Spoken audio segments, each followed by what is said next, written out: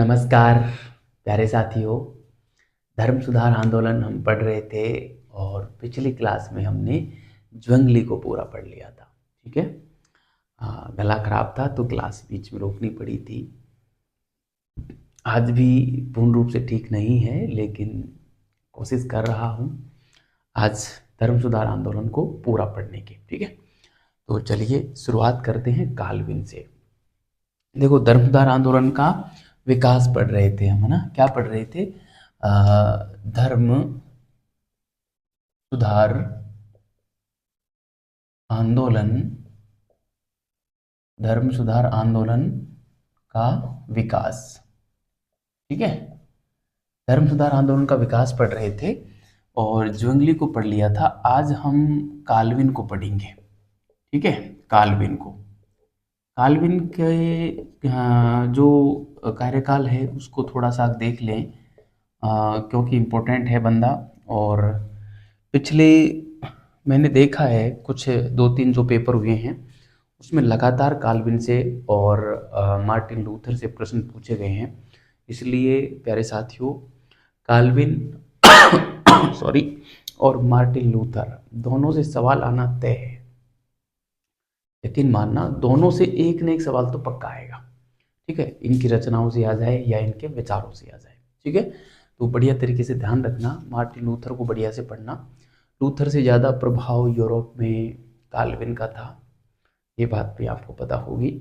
Calvin लोकप्रिय ज़्यादा हुए थे। कारण ये था कि सॉरी, काल्विन जो थे ये एक तो प्रारब्धवाद के जनक माने जाते हैं, नियतिवाद के जनक। ठीक है, नियतिवाद प्रारब्धवाद क्या होता है, मतलब थोड़ा सा मैं आपको बताऊं तो जैसे जो हम कर्म करते हैं ना विद्यार्थियों, वो कर्म 3 प्रकार के होते हैं। कोई से भी कर्म जो हम करते हैं उन संपूर्ण कर्मों को हम 3 भागों में मोटे तौर पर बांटते हैं फिलॉसफी के अनुसार। ठीक है, 3 कर्म कौन कौन से? एक होता है क्रियमाण कर्म, यानी कि वैसा कर्म जिसका फल हमें तत्काल मिल जाए, वो क्रियमाण कर्म होता है। एक होता है संचित कर्म, है ना, कि ऐसा कर्म जो हम कर्म तो अब करते हैं लेकिन उसका फल हमको बाद में मिलता है। ठीक है, और एक होता है प्रारब्ध, यानी कि वो कर्म जो हमने पिछले जन्म में किया था और उसका फल हम इस जन्म में भोग रहे हैं। तो ऐसे लोगों को हम प्रारब्धवादी बोलते हैं, जो पिछले जन्म के कर्मों में विश्वास रखते हैं, है ना, प्रारब्ध में, वो डेस्टिनी में विश्वास रखते हैं कि भाई ये तो ऐसा होना ही है क्योंकि हम पहले कर चुके हैं, ये भाग्य है हमारा, ये डेस्टिनी है, ये प्रारब्ध है हमारा, इसको भोगना ही पड़ेगा, है ना। ऐसा मानने वाले लोग थे ये काल्विन। ठीक है, तो इनके बारे में हमको पढ़ना है। फ्रांस में ये जन्मे थे, जेनेवा को अपना कार्यक्षेत्र बनाया। ठीक है, और एक इनकी पुस्तक बड़ी फेमस है, the institute of Christian religion, 1536 में लिखी थी। सॉरी। और इनका मानना था कि पादरी लोग जो है ना वो वृद्ध होने चाहिए, युवा नहीं होने चाहिए ना। युवा क्यों नहीं होने चाहिए? आपको पता है कि पादरी लोग क्या करते थे क्या नहीं करते थे। तो ये सॉरी, वृद्ध पादरी होने की वकालत करते थे। ठीक है, तो इन सारी बातों को हम लिख लेते हैं, बाकी काल्विन के विचारों को, और हम बढ़िया से कर ही चुके हैं। ठीक है, मतलब काल्विन को तो नहीं पर ज्वेंगली को पढ़ा, तो ज्वेंगली के साथ में हमने देखा काल्विन को, और काल्विन का जो प्रसार क्षेत्र था वो हम देखेंगे अभी, है ना। फ्रांस में इनके जो अनुयायी थे वो ह्यूगोनॉट कहलाते थे, है ना। स्कॉटलैंड में इनके अनुयायी प्रेस्बिटेरियन कहलाते थे। वैसे जो वृद्ध पादरी होते हैं ना उनको सॉरी उनको प्रेस्बिटर्स कहा जाता है। ठीक है, तो उसी के आधार पर प्रेस्बिटेरियन कहलाए स्कॉटलैंड में काल्विन के अनुयायी।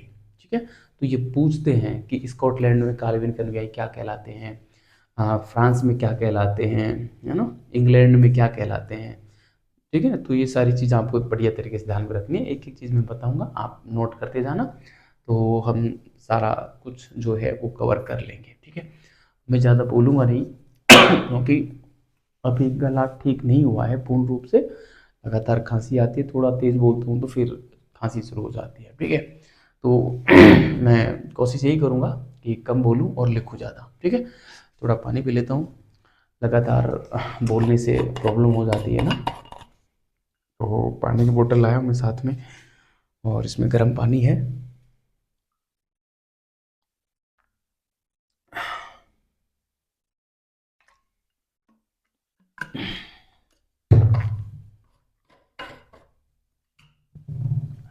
ठीक है, तो चलिए शुरू करते हैं काल्विन के बारे में। ठीक है, तो देखो, काल्विन जो थे, सॉरी, निवासी कहाँ के थे? निवासी तो थे ये फ्रांस के। ठीक है, फ्रांस के निवासी थे। और सॉरी, कार्य क्षेत्र, कार्य क्षेत्र जो बनाया इन्होंने, वो बनाया था जेनेवा को। Geneva, Switzerland. ठीक है, जेनेवा स्विट्जरलैंड को उन्होंने अपना, सॉरी, कार्य क्षेत्र बनाया। ठीक है, और सॉरी, प्रारब्धवाद या नियतिवाद, नियतिवाद के जनक माने जाते हैं। ठीक है, तो सॉरी, प्रारब्ध क्या होता है? पूर्व जन्म के कर्म, पूर्व जन्म के कर्म। ठीक है, वैसे इसमें काफी विवाद है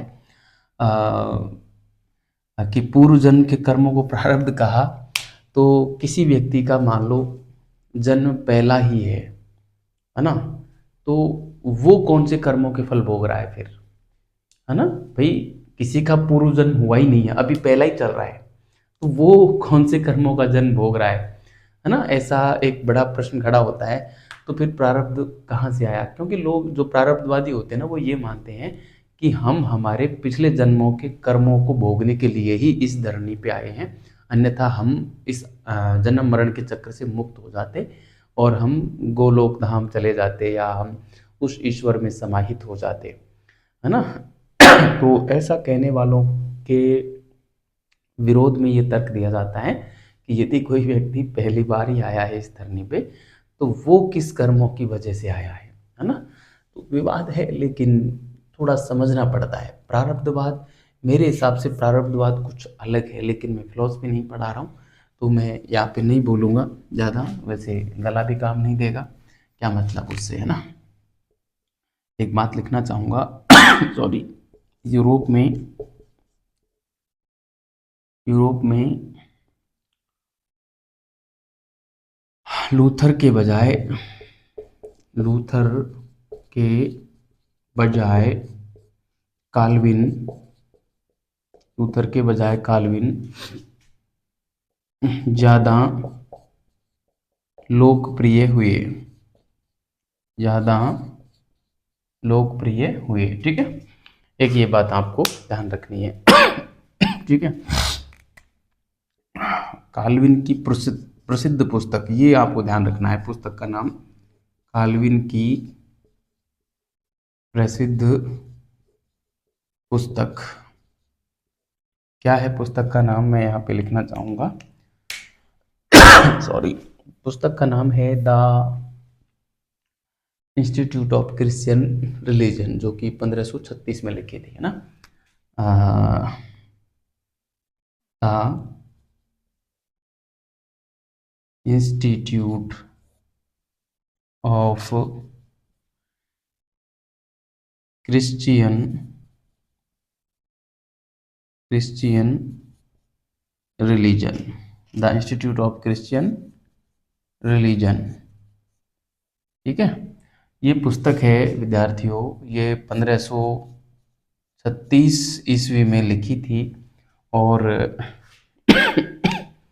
काल्विनवादियों का धर्म ग्रंथ इस पुस्तक को माना जाता है। ठीक है, मैं यहाँ पे लिखूंगा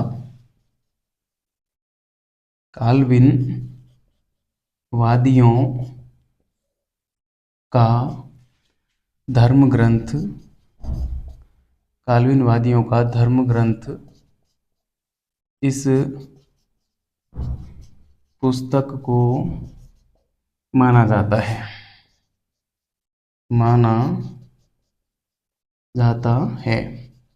ठीक है, काल्विनवादियों का धर्म ग्रंथ इस पुस्तक को माना जाता है। तो काल्विन के बारे में सॉरी जो बातें थी प्रमुख प्रमुख, वो मैंने यहाँ पे कर ली है। इसके अलावा और कहाँ कहाँ पर काल्विनवाद का प्रसार हुआ उसकी मैं बात कर लेता हूँ। ठीक है, काल्विन, हाँ, काल्विन ने एक बात कही थी कि जो पादरी होते हैं वो वृद्ध होने चाहिए। वो वाली बात भी मैं यहाँ पे लिखना चाहूँगा, वो मैं बोल के ही रह गया था, है ना। अ, इनके अनुसार, इनके अनुसार पादरी वृद्ध होने चाहिए। ठीक है, सॉरी। और वृद्ध पादरी क्या कहलाते थे? प्रेस बीटर्स कहलाते थे, प्रेस बीटर्स। वृद्ध पादरी जो थे वो प्रेस बीटर्स कहलाते थे। पूछते हैं, ध्यान रखना, कि वृद्ध पादरियों को क्या कहा जाता था, या काल्विन वृद्ध पादरियों को किस नाम से जानते थे या किस नाम से बोलते थे? तो प्रेस्बिटर्स के नाम से बोलते थे। काल्विन की पुस्तक कई बार पूछी गई है, हाल ही में पूछी गई, ध्यान रखना। मुझे लगता है शायद पिछली फर्स्ट ग्रेड में पूछी थी या उससे पहले वाली फर्स्ट ग्रेड में काल्विन की पुस्तक पूछी हुई है। ठीक है, ये वाली पुस्तक। तो सॉरी, इन पुस्तकों को बढ़िया से ध्यान रखना। और मार्टिन लूथर की पुस्तकों को तो कई बार पूछा गया है। द ऑन मोनास्टिक वोज, ये कब लिखी गई थी पुस्तक? और एक प्रश्न ये पूछा था कि मार्टिन लूथर ने अपनी किस कृति में यह कहा था कि पादरियों को विवाह कर लेना चाहिए? पादरियों के सन्यासी जीवन की खिल्ली लूथर ने किस पुस्तक में उड़ाई? ठीक है, तो आप मुझे कमेंट बॉक्स में कमेंट करके ये बताएंगे कि किस पुस्तक में मार्टिन लूथर ने और पादरियों के जो सन्यासी जीवन है उनकी खिल्ली उड़ाई थी। ठीक है, एक ये बताएंगे। और एक आप मुझे ये बताएंगे कि मार्टिन लूथर की वह पुस्तक कौन सी है जिसमें उन्होंने किसान विद्रोह का विरोध किया और सामंतों को किसानों के विद्रोह का दमन करने के लिए उत्तेजित किया था। ठीक है, ये दो प्रश्न मैंने आपके समक्ष रखे हैं। आप मुझे कमेंट बॉक्स में कमेंट करके बताना, ताकि मैं भी पता कर सकूं कि आप कितने लोग जो हैं मेरी इस क्लास को देख रहे हैं अच्छी तरीके से। ठीक है, तो चलिए, ये काल्विन हो गए। अब मैं काल्विन के या मैं कहूँ काल्विनवाद का जो प्रसार क्षेत्र था वो मैं आपको यहाँ पर बताने वाला हूँ। ठीक है, तो आप इसको उतारें विद्यार्थियों, मैं इसको मिटा देता हूँ और अब हम काल्विन का प्रसार क्षेत्र पढ़ते हैं। ठीक है, अब धर्म सुधार आंदोलन में ज़्यादा कुछ नहीं बचा है, लगभग खत्म होने को ही है ना।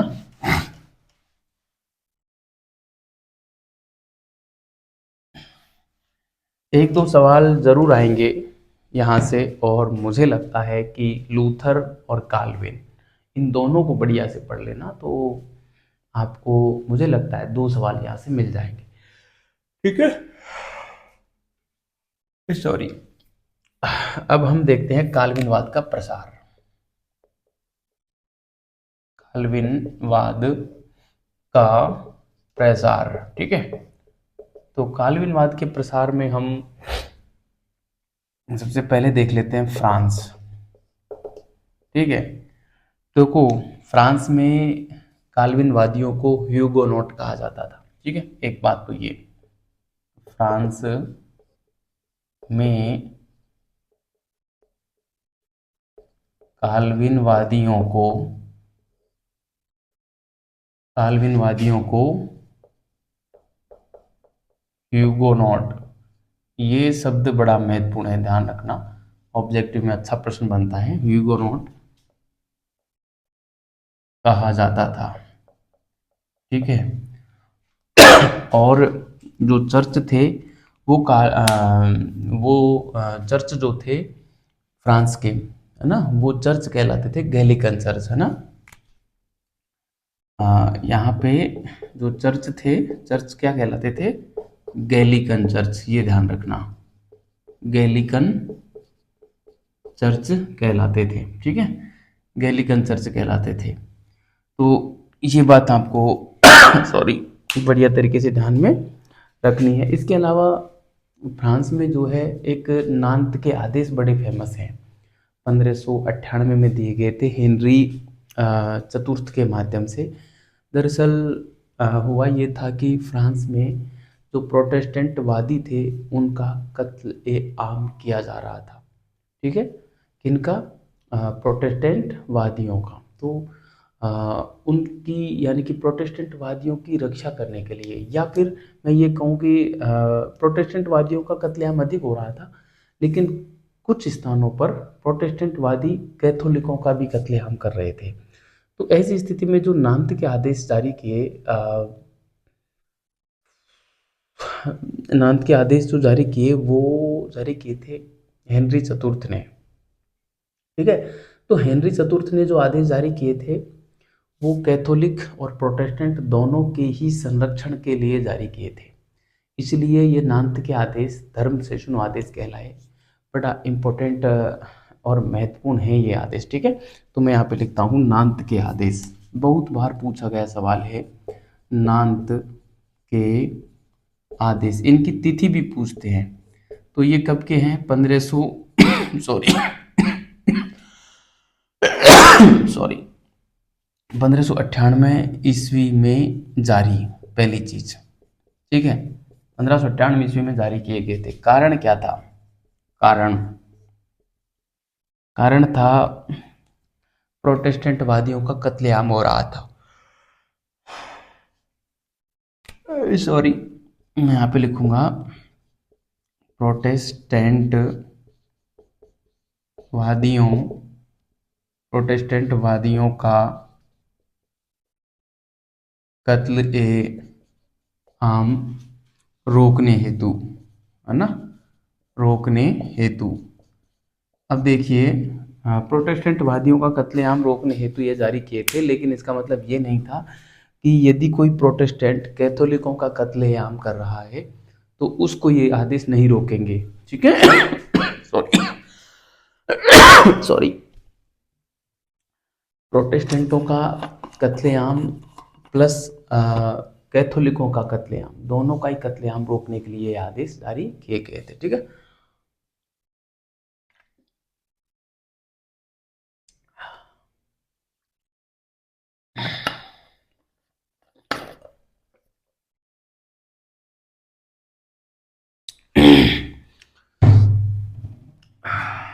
चलो सॉरी मैं लिखता हूँ, बोलूंगा कम, है ना। कारण आपको पता चल गया, ठीक है। ये आदेश धर्म सहिष्णु कहलाए थे। अच्छा, जारी किसने किए थे, जारी किए हेनरी चतुर्थ, समझ में आ गया, ठीक है। चतुर्थ है, वैसे अच्छा लिखा है, कोई दिक्कत नहीं है, ठीक है।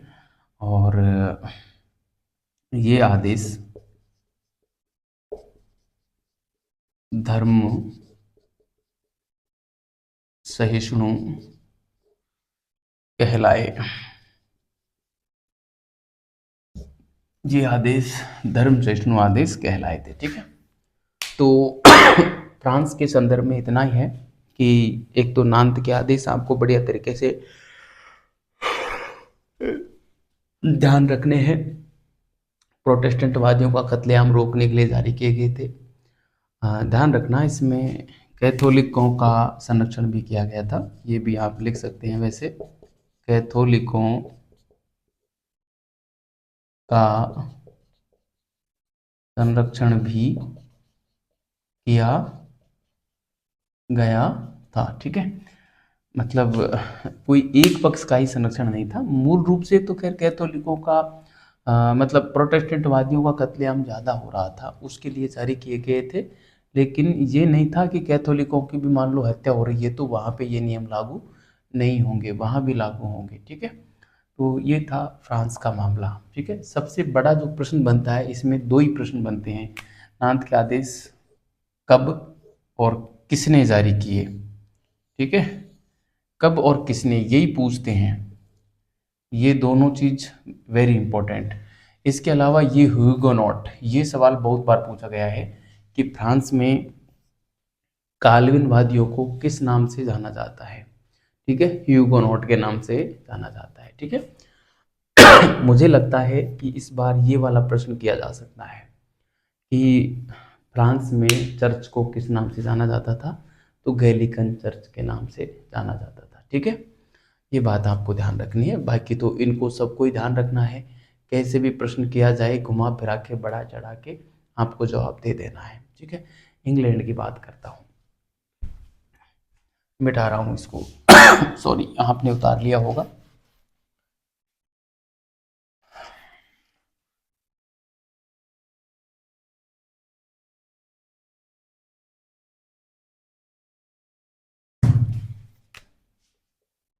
इंग्लैंड, इंग्लैंड में जो चर्च थे वो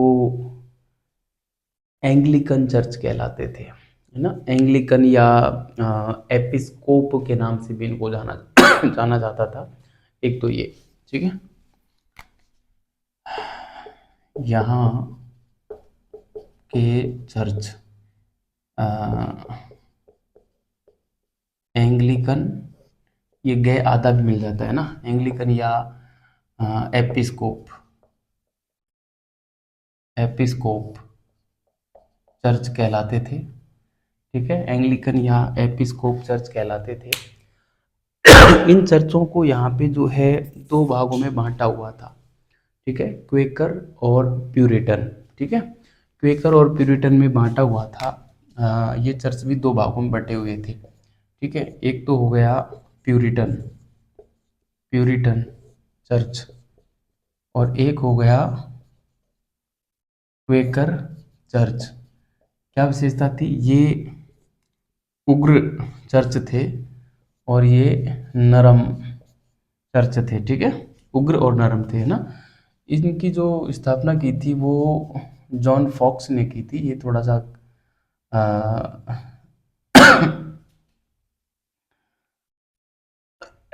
जॉन जॉन फॉक्स ने जो है इसकी स्थापना की थी। ये थोड़ा सा काम जो है ध्यान रखना।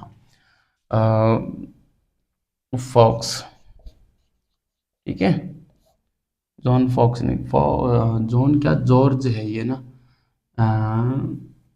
हाँ जॉर्ज, जॉर्ज फॉक्स ने इसकी स्थापना की थी। ठीक है, तो ये इंग्लैंड के चर्च थे, एंग्लिकन या एपिस्कोप चर्च। ठीक है, प्यूरिटन चर्च और क्वेकर चर्च, इसमें दो भागों में बटे हुए थे। जो उग्र स्वभाव के लोग रहते थे जहाँ पे, वो प्यूरिटन कहलाए, और नर्म वाले क्वेकर कहलाए। ये बात आपको बढ़िया तरीके से ध्यान में रखनी है। यहाँ पे जो है एक राजा का नाम मिलता है, उसका नाम था हेनरी अष्टम। ठीक है सॉरी, हेनरी अष्टम जो था उसने एक पुस्तक लिखी थी, the defence of seven sacrament. दरअसल सेवन सैक्रामेंट की रक्षा के लिए पुस्तक लिखी गई थी, है ना, the defence of seven sacrament. मतलब मार्टिन लूथर की जो 95 थीसिस थी उसका विरोध कर रहा था हेनरी अष्टम। कहाँ कहाँ का राजा था, इंग्लैंड का था। ठीक है, तो चलिए उसको मैं यहाँ पर लिखता हूँ थोड़ा सा, यहाँ पे लिख देता हूँ मैं। ठीक है, तो आप लिखना, हेनरी अष्टम ने 95 थीसिस। ठीक है, किसने लिखी 95 थीसिस, आप कमेंट बॉक्स में कमेंट करके बताएंगे। मुझे नहीं लगता है कि किसी को नहीं पता होगा, लेकिन फिर भी मैं देखना चाहता हूँ कि आप कितने लोग देख रहे हैं इसको ना, क्लास को। ठीक है, हेनरी अष्टम ने 95 थीसिस का विरोध करते हुए, विरोध करते हुए एक पुस्तक लिखी, एक पुस्तक लिखी। पुस्तक का नाम था sorry, the defence of the defence of seven sacrament, the defence of seven sacrament, ठीक है। ये पुस्तक उन्होंने लिखी थी, ये तय है, ठीक है। क्योंकि आपको पता है जो मार्टिन लूथर थे वो 7 सैक्रामेंटों में से, सैक्रामेंट का मतलब होता है संस्कार, ठीक है। 7 संस्कार होते हैं ईसाइयों में, उनमें से 3 संस्कार ही मानने का पक्षपाती था मार्टिन लूथर, बाकी 4 का नहीं था। ऐसी स्थिति में हेनरी अष्टम जो था वो सभी 7 संस्कारों को मानने वाला व्यक्ति था, ठीक है। तो उसने फिर उनके संरक्षण में और 95 थीसिस के विरोध में यह पुस्तक लिखी थी। इसके अलावा हेनरी अष्टम 1534 में एक्ट ऑफ सुपरमेसी भी लेकर आया था, ठीक है। एक्ट ऑफ सुपरमेसी भी लाया था, ये बात भी आपको ध्यान रखनी है कि हेनरी अष्टम 1534 ईस्वी में एक्ट ऑफ सुपरमेसी भी लाया था। मतलब एक्ट ऑफ सुपरमेसी लाने का कारण ये था अपनी जो सुपरमेसी थी वो स्थापित करना चाहता था। इससे पहले क्या होता था कि पॉप की सुपरमेसी चलती थी, पॉप की ही सर्वोच्चता चलती थी सॉरी, चाहे शासक हो या जनता हो सभी के ऊपर।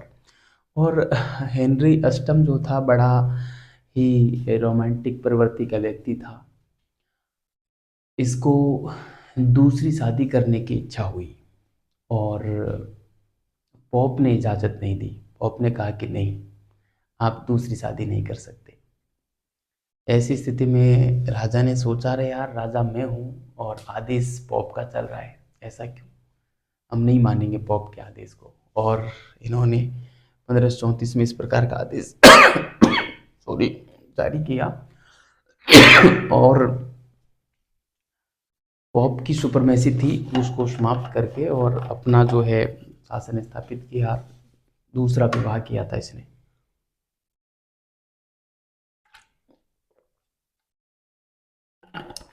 पानी ज़्यादा हो जाएगा फिर, पानी पानी पी रहे हैं आज, पानी पी पी के गिलास दे रहा हूँ, लेकिन मुझे नहीं लगता कि गिलास पूरी हो पाएगी। चलो, ये इंग्लैंड वाला मामला यहाँ पे पूरा होता है, ठीक है। ज़्यादा कुछ है नहीं। स्कॉटलैंड में जो पादरी थे, स्कॉटलैंड के जो चर्च और पादरी दोनों ही प्रेस्बिटेरियन कहलाते थे, ये बात ध्यान रखनी है बस, है ना। मैं स्कॉटलैंड की बात कर लेता हूँ। स्कॉटलैंड सॉरी, यहाँ के पादरी क्या कहलाते थे, यहाँ के जो चर्च थे वो प्रेस्बिटेरियन कहलाते थे। प्रेस्बिटेरियन चर्च कहलाते थे, ठीक है। यहाँ के जो चर्च थे वो प्रेस्बिटेरियन चर्च कहलाते थे, ठीक है। तो ये बात आपको ध्यान रखनी है, इससे ज़्यादा इसमें कुछ है नहीं, ठीक है। तो ये लीजिए प्यारे साथियों, धर्म सुधार आंदोलन का जो विकास था वो मैंने खूब करवा दिया है। कई बार देखो एक सवाल ऐसा बन जाता है कि इंग्लैंड में चर्च को क्या कहा जाता है, स्कॉटलैंड में क्या कहा जाता है, फ्रांस में क्या कहा जाता है और जर्मनी में क्या कहा जाता है ठीक है, 4 देशों के नाम देंगे और एक साइड इन ये सारे नाम दे देंगे, है ना, और इनको ऊपर नीचे कर देंगे, फिर कहेंगे कि इसमें सुमेलित कीजिए या कोई एक को असुमेलित कर देंगे और फिर कहेंगे कि निम्न में से कौन असुमेलित है।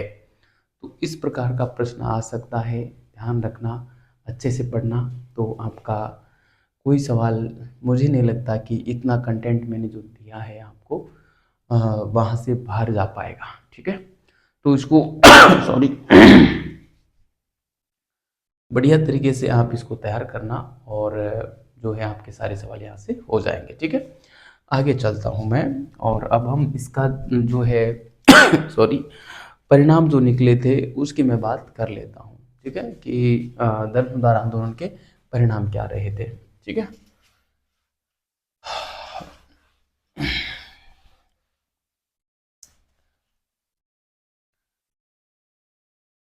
प्रति धर्म सुधार आंदोलन में ज़्यादा कुछ नहीं है और सॉरी 2-3-4 बातें हैं, गले ने साथ दिया तो अभी उसको निपटा देंगे, ठीक है। धर्म सुधार आंदोलन का परिणाम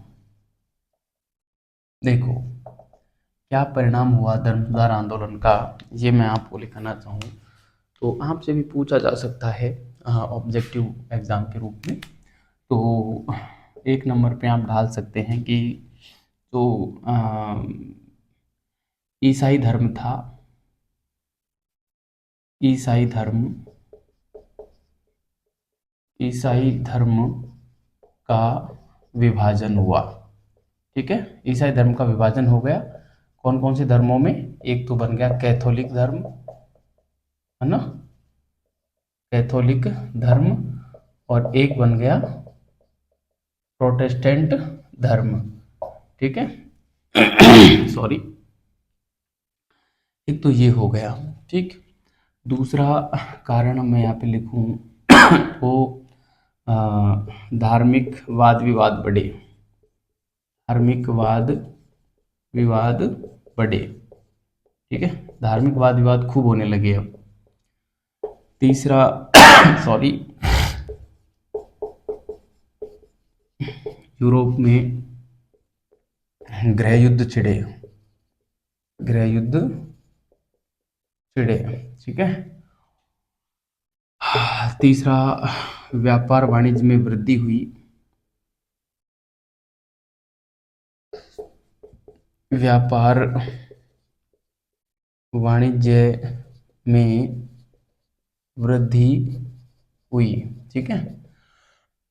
सॉरी, देखो व्यापार वाणिज्य में जब वृद्धि होती है ना, लोगों के जेब में पैसा होता है ना, तो इंसान ईश्वरीय प्रवृत्तियों को छोड़कर और भौतिकवादी प्रवृत्तियों की ओर अधिक गमन करता है, ठीक है। तो यही कारण था जब पॉप की और चर्च की खिल्लियाँ उड़ाई जा रही थी तो लोगों ने अपने धंधे पर ध्यान देना शुरू किया। वरना ये पॉप क्या कहते थे कि बाइबल में ये लिखा है कि एक ऊंट का सुई के छेद से निकलना आसान है, लेकिन एक धनी व्यक्ति का स्वर्ग में पहुंचना आसान नहीं है। ऐसी शिक्षा ये लोग जब देते थे तो ऐसी स्थिति में लोगों के ऊपर उस बात का असर पड़ता था और वो धंधे पे ध्यान कम देते थे, धर्म पे ध्यान अधिक देते थे। लेकिन जब पॉप की ढकोसलेबाजी जग जाहिर हुई तो ऐसी स्थिति में लोगों ने अपने धंधे पर ध्यान दिया, उनके जेब में पैसा आया, तो पॉप की मान्यता थी वो कम हुई, पॉप का महत्व घटा, चर्च का महत्व घटा, भौतिक समृद्धता आई, व्यापार वाणिज्य में वृद्धि हुई, लोगों का जो रहन सहन था वो सब बदल गया, ठीक है। सॉरी सॉरी, तो यहाँ पे मैं लिखूंगा चर्च व पॉप की प्रतिष्ठा में गिरावट आई, ठीक है। और प्रति धर्म सुधार आंदोलन प्रारंभ हुआ, प्रति धर्म सुधार आंदोलन प्रारंभ हुआ, ठीक है। सॉरी प्रति धर्म सुधार आंदोलन प्रारंभ हो गया, ठीक है। तो ये कुछ परिणाम थे धर्म सुधार आंदोलन के जिनकी मैंने बात की। अब ये प्रति धर्म सुधार आंदोलन क्या था इसके बारे में थोड़ा सा बता देता हूँ, क्योंकि यहाँ से 1-2 सवाल बनते हैं, ठीक है। तो चलिए मैं इसको मिटाता हूँ और क्या था प्रति धर्म सुधार आंदोलन उसके बारे में बताता हूँ, फिर ये हमारा पूरा हो जाएगा धर्म सुधार आंदोलन, है ना।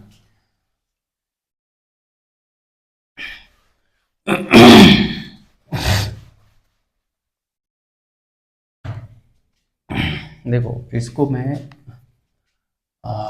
इसको तो बिठा देता हूँ, यहाँ पे मैं प्रति लिख देता हूँ, ठीक है। प्रति धर्म सुधार आंदोलन ये जो था ये कैथोलिक धर्म की रक्षा के लिए प्रोटेस्टेंट वादियों के विरुद्ध चलाया गया आंदोलन था, ठीक है। देखो, धर्म सुधार आंदोलन किसके विरुद्ध था? कैथोलिक धर्म के विरुद्ध था। प्रति धर्म सुधार आंदोलन कैथोलिकों के समर्थन में और प्रोटेस्टेंटवादियों के विरोध में चलाया गया आंदोलन था। ठीक है, इसमें दो प्रकार के काम हुए थे, एक आक्रामक और एक रक्षात्मक। ठीक है, तो जो रक्षात्मक कार्य थे उनको पढ़ेंगे और आक्रामक कार्य थे उनको पढ़ेंगे, फिर हमारी ये क्लास पूरी हो जाएगी। ठीक है, बहुत अधिक नहीं है, छोटा ही है। तो देखिए, सबसे पहले मैं इसके बारे में लिख देता हूँ कि यह आंदोलन क्यों चलाया गया था। ठीक है, दो बातें लिखूंगा, कैथोलिक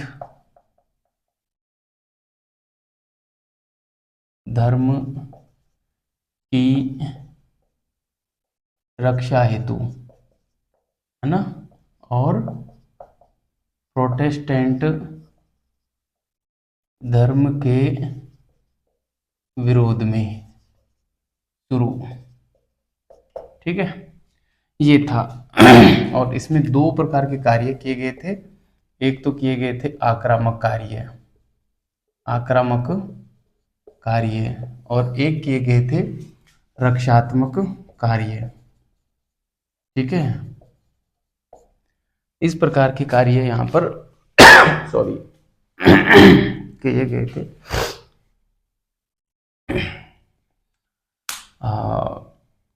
सॉरी, बोलना पड़ेगा, अब क्या करें, 5-7 मिनट के लिए क्लास रोक नहीं सकता, पहला काम नहीं कर रहा है। लेकिन देखो, आक्रामक कार्यों में क्या क्या थे, 3 पॉइंट यहाँ पे ध्यान रखने होंगे। एक तो सोसाइटी ऑफ जीसस की स्थापना की गई थी। इग्नेसिया लायोला नाम का एक प्रसिद्ध व्यक्ति था, हॉलैंड का था, स्पेन, वैसे स्पेन का था वो मूल रूप से ना, स्पेन का सैनिक था वो। ठीक है, और हॉलैंड का निवासी था, मतलब रहने हॉलैंड में लगा था, ऐसा कुछ था वो। ठीक है, इग्नेसियस लायोला या इग्नेसिया लायोला ने जो है सोसाइटी ऑफ जीसस नामक एक संस्था की स्थापना की थी 1534 में। ठीक है, जिसको 1540 में मान्यता दे दी गई थी।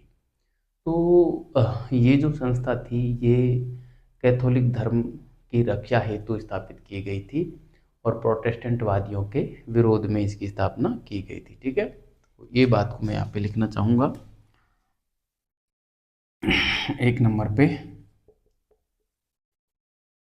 सोसाइटी ऑफ जीसस, इसको जेसुइट संघ भी बोलते हैं, जेसुइट संघ। ठीक है, कब हुई थी स्थापना? 1534 ईस्वी में स्थापना हुई थी। वेरी मोस्ट लगा देना इसको, बहुत बार सवाल जो है पूछा गया है, फिर पूछा जा सकता है ना। स्थापना किसने की थी? स्थापना इग्नेशियस लायोला ने की थी, है ना, इग्नेशियस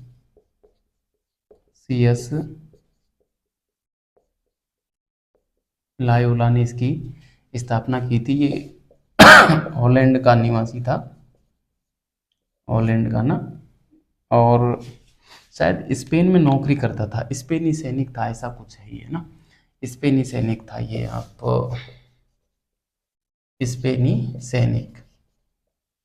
ठीक है, और 1540 में इसे पॉप थे पॉल तृतीय, पॉप पॉल तृतीय से मान्यता मिली, मान्यता मिली। ठीक है, एक ये हो गया था। तो ये आक्रामक कार्यों में हो गए, और ठीक है 1540 में इसको मान्यता मिल गई। और क्यों चलाया गया था ये तो मैं यहाँ पे लिखना चाहूँगा, वही बात है, कैथोलिक धर्म की रक्षा हेतु ना, कैथोलिक धर्म की रक्षा हेतु। ठीक है, ये ध्यान रखना, इग्नेशियस लायोला की एक कृति है spiritual exercise sorry spiritual exercise, है ना, स्पिरिचुअल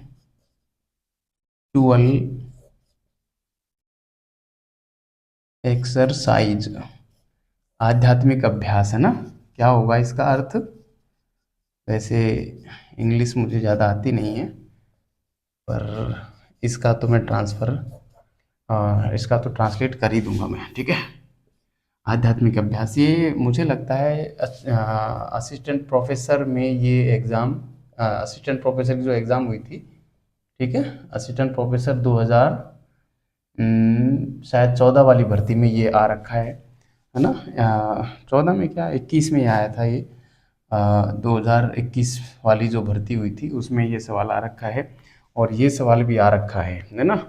तो हमको बढ़िया तरीके से यहाँ से 2 सवाल ही बनते हैं। इग्नेशियस लायोला से ही अधिकांश सवाल बनते हैं, एक इसकी पुस्तक से, एक इसकी इस संस्था से, ठीक है, सोसाइटी ऑफ जीसस या जेसुइट संघ 1534। ग्रेजुएशन में भी सवाल बनता है और कंपटीशन एग्जाम में भी सवाल बनता है, ठीक है। एक काम तो ये हुआ आक्रामक कार्य में, है ना। दूसरा काम जो हुआ आक्रामक कार्य में, वो हुए थे धार्मिक न्यायालय की स्थापना, ठीक है, धार्मिक न्यायालय, इसको इक्विजिशन बोलते थे। इक्विजिशन पूछते हैं, इक्विजिशन क्या थे? तो धार्मिक न्यायालय थे इक्विजिशन, है ना। करीब जो है 25 धार्मिक न्यायालय खोले गए थे, है ना, 25 धार्मिक न्यायालय खोले गए थे। और तीसरा है सॉरी, तीसरा जो था वो इंटेलिजेंस जारी की, सॉरी, इक्विजिशन, और एक सूचियां जारी की गई थी, है ना, सूचियां, जिसमें उन सूचियों में क्या था कि प्रोटेस्टेंट धर्म से संबंधित जो पुस्तकें थी उनकी सूची जारी की गई और उन पुस्तकों को जलाया गया था, ठीक है। तो हम यहाँ पे लिख सकते हैं कि सूची को बोलते इंडेक्स, इंडेक्स जारी किए गए थे, ठीक है। तो मैं यहाँ पे लिख सकता हूँ इंडेक्स जारी करने, इंडेक्स जारी किए, है ना। इंडेक्स में क्या होती थी? प्रोटेस्टेंट धर्म से संबंधित पुस्तकें होती थी, है ना, प्रोटेस्टेंट धर्म से संबंधित पुस्तकों की सूची होती थी जिन्हें जलाया जाता था, जिन्हें जलाया जाता था, ठीक है, इन्हें जलाया जाता था। तो ये 3 काम जो हैं आपको आक्रामक कार्यों में ध्यान रखने हैं, ठीक है। अब मैं कुछ सॉरी, रक्षात्मक काम हैं उनको लिख देता हूँ और फिर ये हमारी क्लास पूरी हो जाएगी, ठीक है। आप इसको उतारें, मैं इसको मिटा देता हूँ, ठीक है। रक्षात्मक कार्य में उधर जगह नहीं बची, वरना मैं लिख लेता बढ़िया तरीके से। सोसाइटी ऑफ जीसस को और ये इग्नेशिया लायोला की पुस्तक ध्यान रखनी है। धार्मिक न्यायालय को इक्विजिशन कहा जाता था, ये ध्यान रखना है ना। और इंडेक्स में क्या था? प्रोटेस्टेंटों की किताबों की सूची थी जिनको ये लोग जला देते थे, ताकि प्रोटेस्टेंट धर्म आगे नहीं बढ़ सके, ठीक है। और इन लोगों ने जो है समितियां गठित की थी। इस समय के जो पोप पॉल तृतीय था, उसने बहुत सारी समितियां गठित की, है ना, किसके लिए? जो है कैथोलिक धर्म की रक्षा के लिए, ठीक है। समिति गठित की, ट्रेंट की सभाएं आयोजित की गई, है ना। तो मैं यहाँ पे लिखूंगा रक्षात्मक कार्यों में 2 काम बड़े महत्वपूर्ण हैं। एक तो है समिति गठित की गई, ठीक है। समितियाँ लिखूंगा मैं, समितियाँ गठित की गई, क्योंकि बहुत सारी समितियाँ गठित की गई थी और ये की थी पोप पॉल तृतीय ने। पोप पॉल तृतीय के द्वारा जो है समितियाँ, खूब सारी समितियाँ यहाँ पे गठित की गई थी, ठीक है। और दूसरा है ट्रेंट की सभाएं आयोजित की गई, ट्रेंट की सभाएं